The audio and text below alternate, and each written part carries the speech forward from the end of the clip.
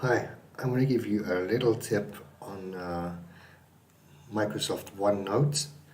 And often, if you're reading, at least I find if I'm reading what I'm trying to write, if I'm working on a piece of work and I have to keep reading it, uh, it's a little bit disconcerting sometimes and you end up getting lost in your thoughts. So, anyway, here is a little tip where you can actually turn the text into audio. So, just select the text that you want to hear, click on Immersive Reader, and then here you need to click play.